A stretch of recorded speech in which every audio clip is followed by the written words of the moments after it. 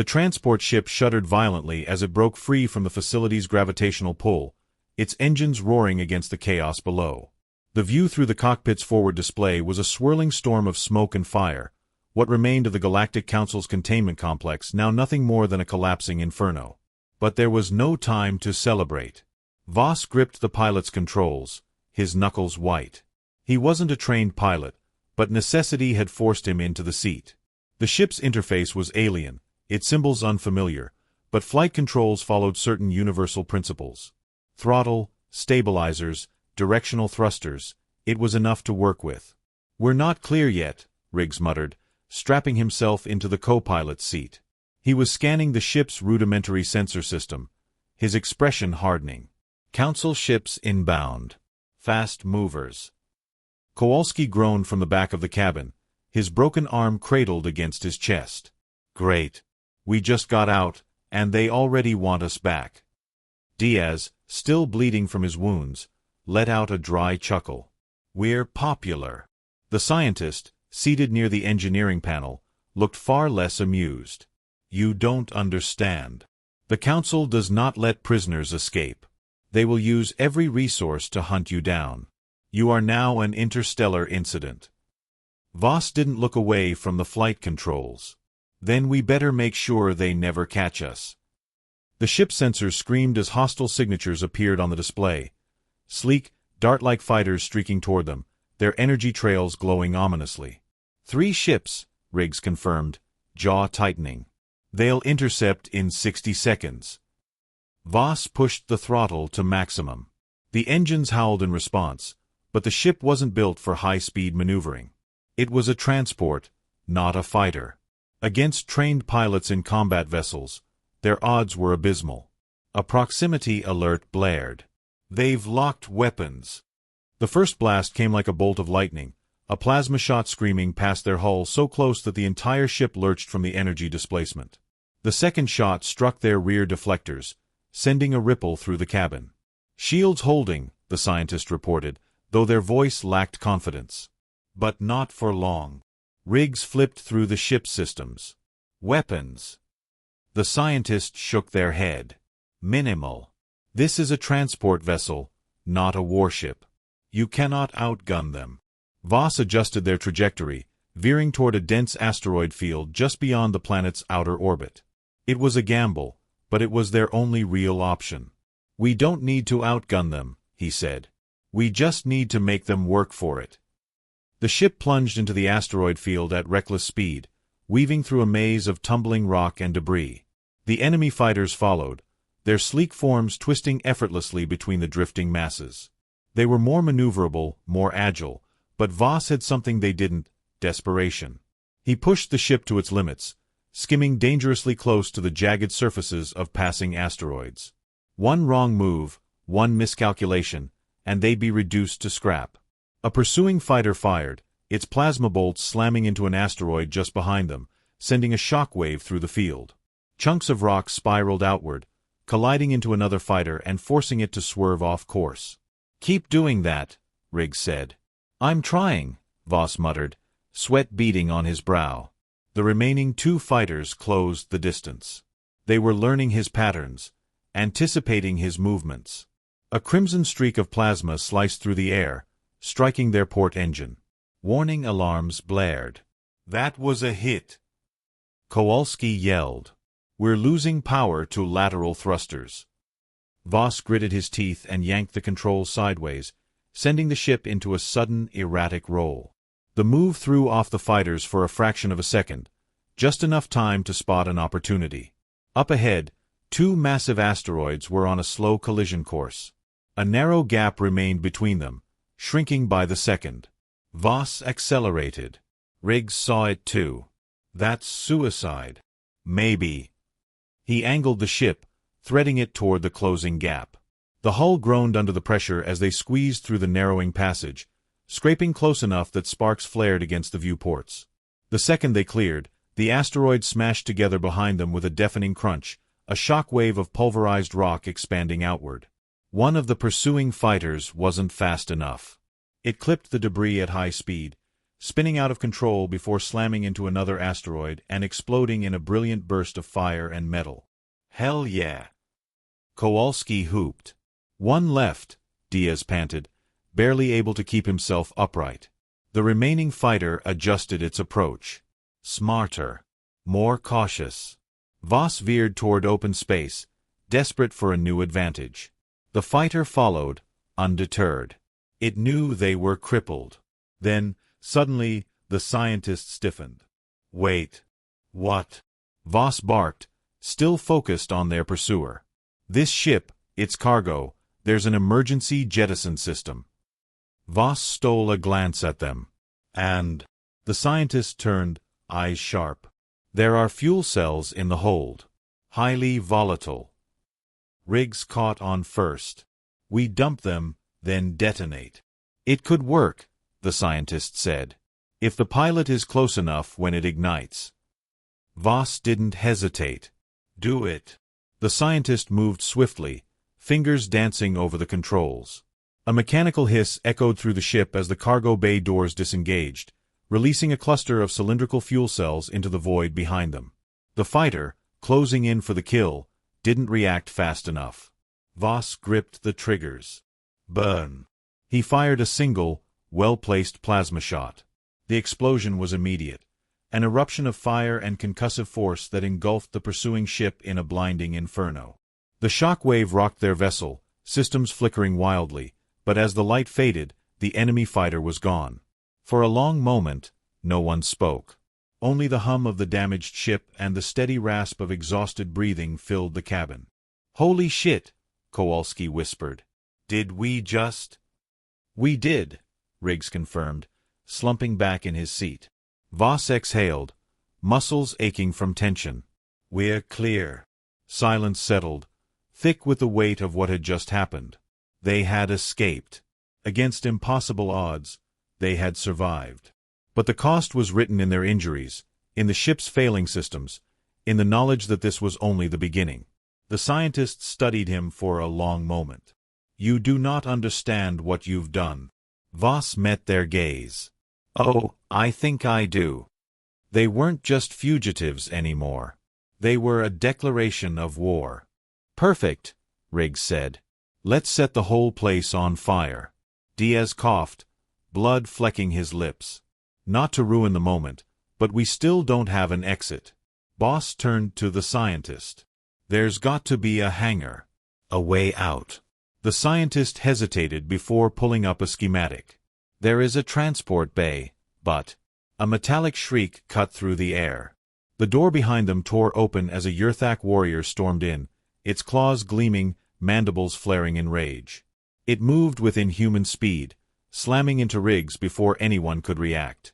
The sergeant crashed against a terminal, the impact cracking the screen. Kowalski swung his baton, but the Yurthak caught it mid-strike, twisting it with bone-snapping force. Kowalski cried out, his arm bending at an unnatural angle before the alien hurled him across the room. Voss fired. The shots burned into the Yurthak's armored hide, but it barely flinched. It lunged, Voss sidestepped, rolling to grab a fallen plasma baton. He came up swinging, the electrified edge slashing across the Yurthak's midsection. Sparks flew as the weapon finally bit through its carapace. The alien hissed in pain, staggering, and in that split second, Riggs recovered. He drove his own baton upward, straight beneath the creature's jaw. The force snapped its head back, a choked gurgle escaping as the energy discharge overloaded its nervous system. The Yurthak collapsed, twitching before going still. Riggs wiped blood from his mouth. "I'm really starting to hate these guys." Voss turned to the scientist. "Now, overload the grid." The scientist nodded, fingers flying across the console. The screens flickered wildly, warnings flashing in erratic patterns. The overhead lights surged, then burst, plunging the room into strobing darkness. A low rumble built beneath them, a deep, ominous vibration that signaled something irreversibly wrong. The facility was going into meltdown. "We need to move," Diaz shouted over the rising din. They sprinted back into the corridors, now filled with panicked alien personnel. Voss led them toward the transport bay, following the scientist's directions. The walls trembled, energy conduits bursting in violent showers of sparks. Fires erupted in distant sections, and the air grew thick with the acrid scent of burning metal. The hangar doors loomed ahead, sealed shut. "Open it," Voss ordered. The scientist worked frantically at a side panel. "It's in emergency lockdown. I need time." They didn't have time. Behind them, the echoes of pursuit grew louder. Council enforcers, heavily armed, disciplined. They weren't making it easy. Voss turned to Riggs. "We hold the line." Riggs grinned, despite the blood staining his uniform. "Damn right we do." They took cover, leveling their weapons as the first wave of enforcers stormed into view. Plasma fire erupted, bolts of energy streaking through the air. Voss fired in controlled bursts, dropping two before ducking behind a crate. Kowalski, despite his injured arm, managed to launch a stolen grenade down the hall. The explosion sent bodies flying. "Almost there," the scientist yelled. Another wave of enforcers arrived, more disciplined this time. A shot grazed Diaz's shoulder, spinning him off balance. Voss pulled him behind cover, returning fire in rapid succession. Then, with a resounding hiss, the hangar doors groaned open. A sleek transport ship sat on the platform, its systems idling. "A chance. Go," Voss barked. They ran, dodging fire as they scrambled up the loading ramp. Riggs was the last aboard, slamming the controls to seal the hatch just as another barrage of plasma rounds peppered the exterior. "Punch it," Voss ordered. The ship roared to life, engines igniting. As they lifted off, the facility below shuddered one final time before a chain of explosions ripped through it, consuming it in fire and collapsing metal. Riggs exhaled, slumping into a seat. "Well, that was fun." Voss watched the chaos below as they ascended into the stars. This wasn't over. Not even close. The sirens wailed through the corridors, a throbbing pulse of urgency that rattled the walls. Red emergency lights flickered in uneven patterns, casting distorted shadows of the green berets as they sprinted through the labyrinthine interior of the containment facility. Eric Voss led the charge, his grip firm around the alien rifle he'd taken from a fallen guard. The weapon felt unnatural in his hands, its balance off, but it would do for now. Behind him, Sergeant Riggs kept pace, his movements honed by years of muscle memory. Private Kowalski had secured a plasma baton, its charged edges humming as he ran. Diaz brought up the rear, wounded but keeping steady. They had no time to stop, no time to assess, only forward momentum between them and either escape or death. An automated voice blared in an alien tongue over unseen speakers, its guttural cadence interspersed with the harsh clicks of the Yurthak language. Voss didn't need a translation. They were being hunted. They rounded a corner and nearly collided with a patrol of Zevan guards, their reptilian features contorted in alarm. Voss fired first, two well-placed bursts dropping the nearest one before the others could react. Riggs rushed forward, a brutal arc of his baton crushing the skull of another. Kowalski struck the last across the throat, sending the alien sprawling. "We need an exit strategy," Diaz rasped, pressing a hand to his bleeding side. "We can't outrun an entire damn planet of them." Voss scanned the corridor, his mind working at breakneck speed. They weren't just running, they needed to turn the situation to their advantage. Their captors had underestimated them once. That mistake could be exploited. "This facility runs on a power grid," he said. "No different from ours. If we can overload it, we throw the entire place into chaos." Riggs exhaled sharply. "How? We don't even know where the damn controls are." "We will soon." A figure emerged from a side corridor, a slim, cloaked being, its large, violet eyes flicking between them with clear purpose. Voss recognized it instantly. The rogue scientist from earlier, the one who had subtly aided them before. It hesitated only for a moment before stepping forward. "You don't have long," it said in a reedy voice. "They're mobilizing strike teams." "Then tell us where the power grid is," Voss said. The scientist's gaze flickered with uncertainty. "If I do this, I can never return." "You think they'll let you live after this?" Riggs snapped. "You picked a side the moment you gave us that escape tool. A tense beat passed before the scientist nodded. "Follow me." They moved quickly, weaving through the winding corridors as alarms continued to blare. The scientist guided them with precise efficiency, avoiding heavily patrolled routes and leading them through maintenance tunnels lined with humming energy conduits. The air was thick with the scent of burnt circuitry, the walls radiating heat from the complex systems running beneath them. "This grid controls all security systems," the scientist explained as they reached a reinforced door. "It is highly protected. Breaching it will." A sudden explosion rocked the facility, shaking the ground beneath them. Voss braced himself against the wall, his pulse spiking. That hadn't been them. "What the hell was that?" Kowalski asked, eyes scanning for threats. The scientist looked genuinely alarmed. "Another breach." Voss didn't like the implications. Someone else had taken advantage of their escape. That meant the facility was compromised in more ways than they realized. It also meant unpredictability, something that could either work for them or get them killed. He turned to Riggs. "We don't have time for subtlety. We hit the grid hard, fry their systems, and use the chaos to get off this rock." Riggs grinned. "Now you're talking." Voss leveled his rifle at the reinforced door and fired. The alien material buckled under the barrage of plasma rounds, and Kowalski followed up by driving the butt of his weapon against the weakened structure. The scientist hesitated for only a moment before pulling a small device from its sleeve, pressing it against the door. The metal sizzled, then crumpled inward as the locking mechanisms shorted out. Inside, the control room pulsed with energy. Screens displayed security feeds of the facility, alien personnel scrambling, firefights erupting in sections beyond their own. Someone had started a full-blown riot. Voss didn't hesitate. He moved to the main console, scanning the symbols before finding what he needed. "This is it." The scientist's fingers danced over the controls. "I can overload the reactors, but I cannot control where the failures occur. It will be indiscriminate." The first sensation Captain Eric Voss registered was the cold. A sterile metallic chill seeped into his skin, rousing him from unconsciousness.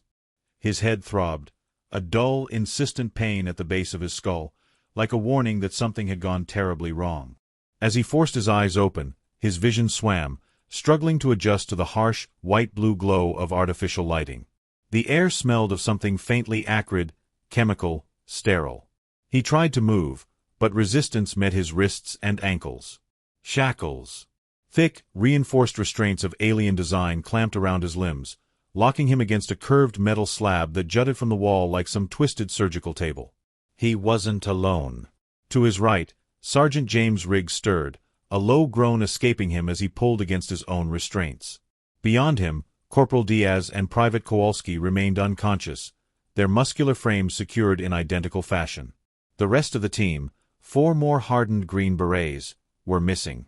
The last thing he remembered was the ambush. Their recon mission on Sierras 9 had been routine: assess enemy presence, collect intel, and extract unseen. But the enemy had been waiting. No warning. No time to react. An unseen force had struck like a hammer, paralyzing pulses that had dropped them instantly. Not weapons, but something else. A metallic hiss snapped his attention forward.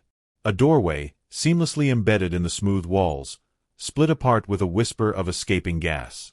2 figures emerged. The first was unmistakably Yurthak, a towering, armored creature with a hardened exoskeleton of iridescent green, its insectoid head tilting slightly as it observed them with multifaceted eyes. Its mandibles twitched, betraying what Voss recognized as amusement. Beside it stood a being of a different nature entirely. Clad in sleek robes that shimmered with unnatural color, the Velthari regarded him with eerie calm. Its elongated face was eerily smooth, nearly featureless except for deep-set, luminous eyes that seemed to drink in every detail. Voss met its gaze, a prickle of unease crawling over his spine. A telepath. The Velthari stepped closer, its voice a whisper in his mind. Human. Voss clenched his jaw, steeling himself against the foreign intrusion. He had heard rumors of the Velthari's abilities, how they unraveled minds like delicate threads, twisting thoughts into compliance. "You are different." He forced a smirk. "Flattered." A flicker of something unreadable crossed the alien's gaze before it turned its focus to the others. Diaz groaned as he woke, flinching as the Yurthak's mandibles clicked together with satisfaction. "The human prisoners are awake," the Yurthak announced, its voice rasping like dry leaves against stone. "Let the proceedings begin." Two more figures entered, a Zevan, its reptilian frame draped in ceremonial armor, and a humanoid clad in diplomatic insignia. A council representative. "The Galactic Council finds itself at a crossroads," the Zevan declared. "Your species has drawn attention, and not of the favorable kind." Voss kept his expression neutral. He knew posturing when he saw it.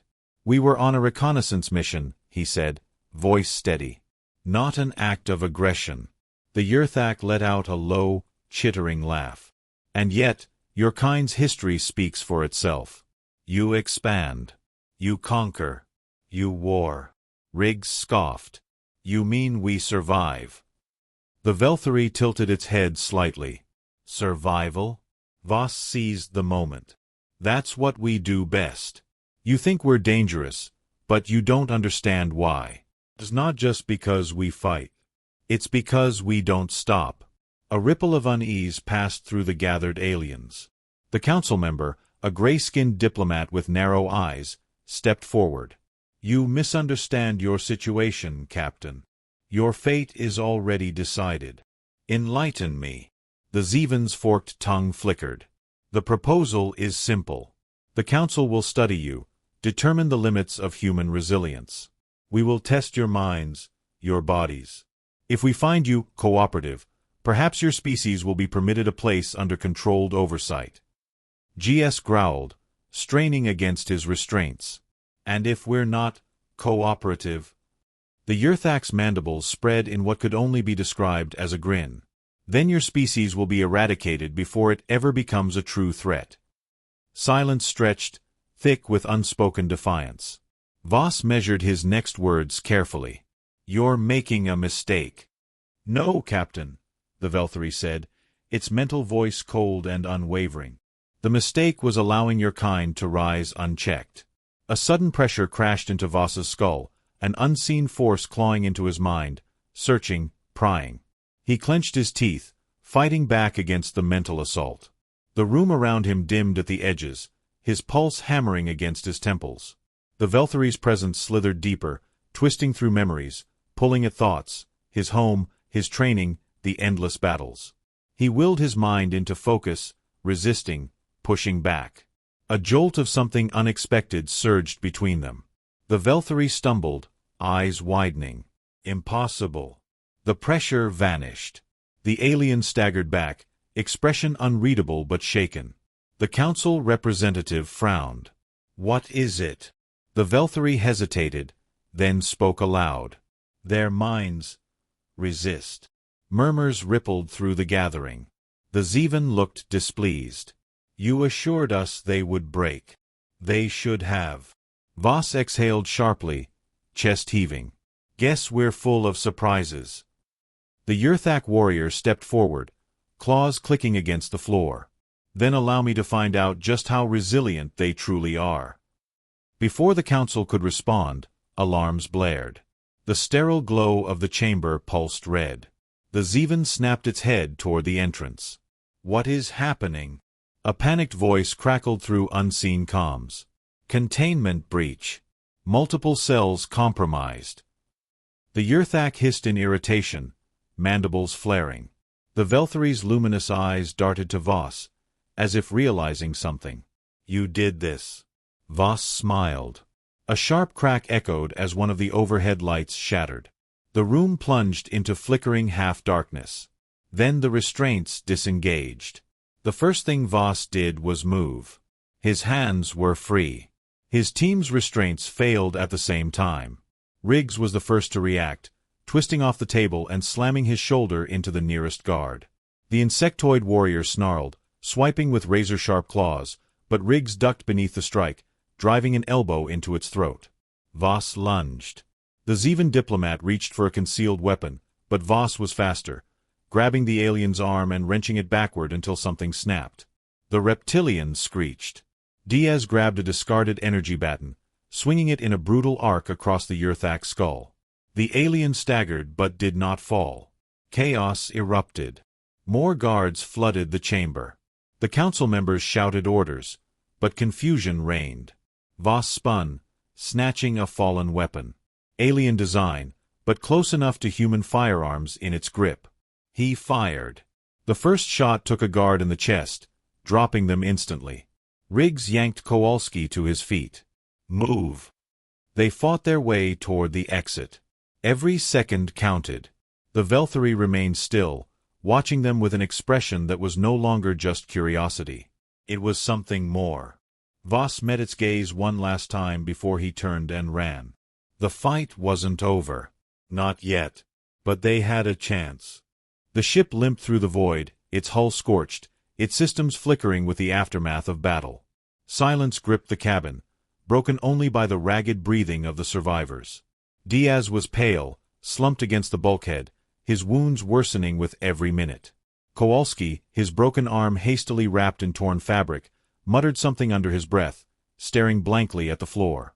Riggs sat rigid in the co-pilot's seat, his face grim, his body battered but unbowed. Voss knew they had only bought themselves time. The council wouldn't let them disappear. The enemy was wounded, humiliated, but not defeated. No, this was just the beginning of the hunt. "We need a place to land," Riggs muttered, his voice hoarse. "This ship won't hold together much longer." The scientist tapped at the failing console, their delicate fingers moving with practiced precision. "There is a decommissioned refueling station in the Kavar belt. It has been abandoned for cycles. No active patrols." Voss nodded. It wasn't a great plan, but it was the best they had. Set the course. The ship groaned in protest as he adjusted the trajectory, aligning them toward the distant, drifting remains of a forgotten station. It loomed ahead, a skeletal husk floating in the abyss, its docking arms reaching out like the brittle bones of a long-dead giant. As they approached, the station's automated systems barely responded. Flickering lights, a sluggish docking sequence, grinding metal as the ship settled into place. The cabin lights dimmed, and for the first time in what felt like an eternity, the engines powered down, leaving an eerie stillness in their wake. Riggs unstrapped himself with a wince. "I'll check the perimeter." "I'll go with you," Kowalski said, pushing himself up despite his injuries. Voss glanced at Diaz. The man's breathing was shallow, but his eyes remained sharp. "Stay with him," he told the scientist. "Make sure he makes it."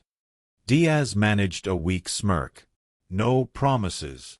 The air inside the station was stale, thick with the scent of rust and decay. Shadows stretched across the corridors, long and lifeless, remnants of a place forgotten by time. As Voss and Riggs moved through the empty halls, weapons drawn, their footsteps echoed through the silence. "It's too quiet," Riggs muttered. Voss had the same thought.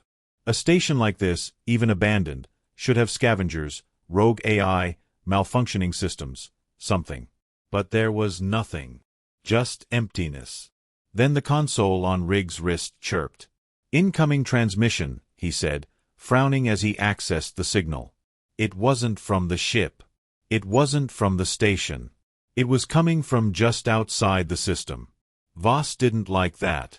A crackling voice filled the air, distorted but unmistakable. "You should not have run." Every muscle in Voss' body tensed. The voice belonged to the Council's executioner. He had heard the stories, whispers of an enforcer who was neither fully machine nor fully organic, a relentless force sent only for those deemed beyond redemption. Riggs cursed under his breath. "They found us." A distant thud reverberated through the station. Voss turned toward the docking bay just as the lights flickered. The air shifted, a subtle pressurization change that could mean only one thing. "They're already inside," he said. They sprinted back toward the ship, but the corridors seemed longer, the station itself shifting in the dim glow of failing emergency lights.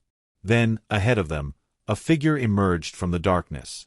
It was tall, its form draped in reinforced combat plating that shimmered with an unnatural energy. A helmet obscured its face, smooth and expressionless, a single red optic glowing in the center like a burning eye. It did not carry a weapon, but it did not need one. Voss raised his rifle. Fired. The shot never reached its target. The air distorted around the executioner, absorbing the energy bolt into nothingness. Then it moved. Faster than should have been possible, it closed the distance in a blur, its hand snapping out to seize Riggs by the throat. The sergeant barely had time to react before he was hurled against the wall with bone-crushing force. He crumpled, gasping for breath. Voss fired again, switching to rapid bursts. The executioner weaved through the shots with an unnatural fluidity, dodging every round like it had already seen them before they were fired. Then it struck. A single blow caught Voss in the chest, sending him skidding across the floor. Pain exploded through his ribs, but he forced himself up, adrenaline overriding agony.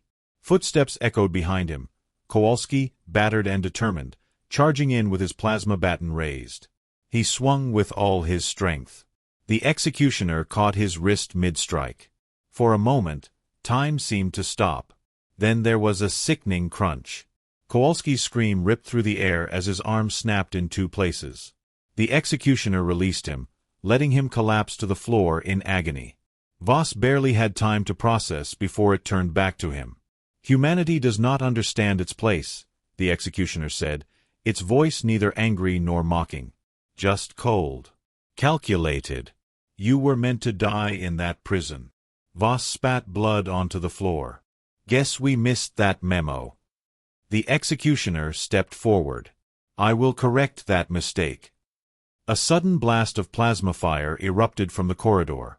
The executioner twisted, its energy field flaring as it absorbed the shots, but it bought Voss a precious second. The scientists stood at the end of the hall, weapons shaking in their hands. "We need to go." Voss didn't hesitate. He grabbed Kowalski, hauling him up as Riggs forced himself onto unsteady feet. Together, they stumbled toward the docking bay, the executioner's presence like a shadow at their backs. They barely made it inside before the scientists slammed the emergency lockdown, sealing the ship as Voss threw himself into the pilot's seat. "We don't have the power to break orbit," the scientist warned. "Then we make them regret following us." He fired up the ship's thrusters, diverting all available energy into a single, desperate maneuver. The station groaned as the ship tore free from its docking clamps, the hull screaming under the strain. Then, as they turned, Voss saw the executioner standing in the bay, watching them go. It did not flinch, did not react. It simply raised one hand. A ripple of energy burst from its palm, a lance of crimson light streaking toward them. Voss threw the ship into a spin. The beam missed by inches, searing past them into the void.